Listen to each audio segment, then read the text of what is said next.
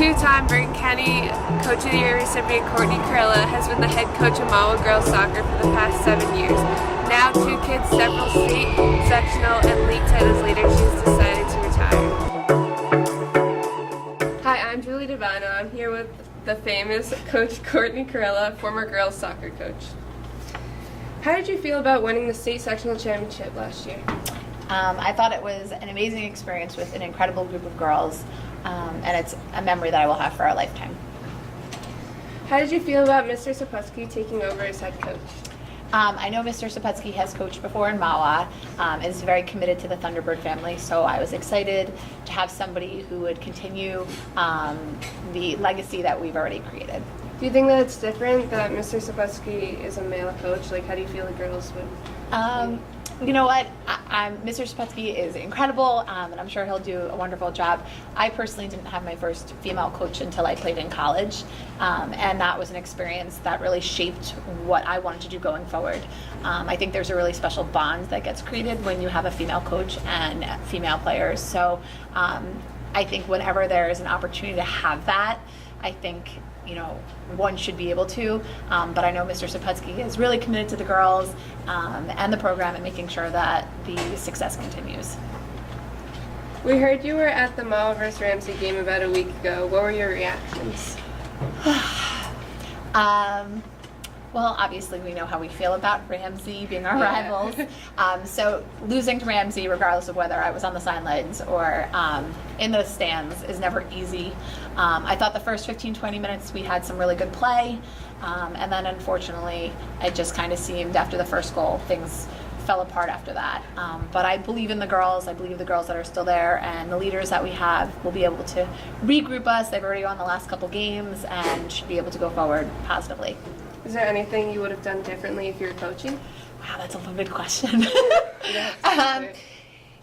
I think that unfortunately a coach can only do so much. I happen to be very vocal. I think the girls probably know that. So probably after the first goal went in, I probably would have lost my mind on the sidelines. But I think that the girls will learn from that experience. I think they already have, and I think it's important for the seniors to take leadership and just continue to show the younger girls what our program stands for and how important those games are. What do you miss most about Mahwah girls soccer? Oh my God, everything.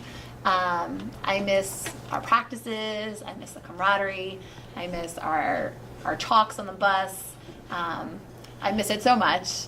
I love that I am there with the my kids, but it's probably been one of the hardest things I've had to do is to step away from coaching. I miss the relationships and everything that MGS stands for. How did your decision to step down as head coach affect your family?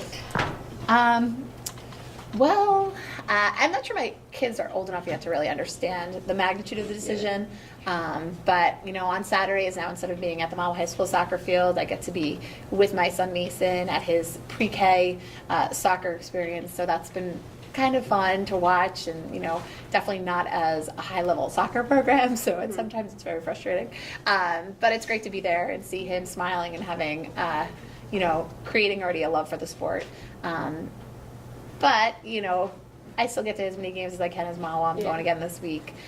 So it's just a matter of just being there, and as my kids get older, having more time with them. How did you spend your August considering you weren't with MGS? I went away. First time in 14 years. I went to the beach, went to LBI, I went to Georgia, visited my friends and my brother and sister-in-law. But truth be told, I was really fortunate this summer. I got to work with some of our former Mahwah alumni and training them for college. And so I spent a lot of my time actually at the track just getting them prepared for their fitness tests. Who did you train? I worked with Jen Mutno, which was so much fun, and Sarah Jordan. Oh, wow. How did you manage to juggle soccer teaching and your personal life in the past? I think having played soccer for so many years, you learn to have to juggle it anyhow. So whether I was playing or coaching didn't really make much of a difference. But, I think as I've gotten older, I've started to realize the importance of time management, which everyone should be doing.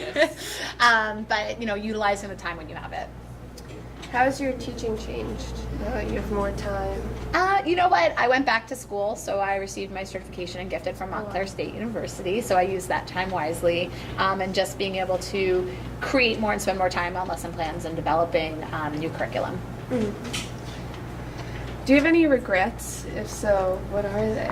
I don't think there would ever be a good time to have left. You know, I think about like some of our juniors and our sophomores and even a couple of the freshmen that I had, and leaving them would have been really, really hard. But I don't regret it. I'll never regret spending more time with my family, but I do really miss coaching, and I really do miss my girls. Do you ever plan on coaching again? You know, I'm never going to say never, because maybe when my kids are older and they want nothing to do with me on their sidelines, maybe I could go back to Mahwah. But I'm helping out. Obviously, I'm the pre-K commissioner at Glen Rock. I'm going to be helping out with some of the club teams this spring. So coaching will always be a part of my life. That's good. Thank you so much. Thank for you. spending your time.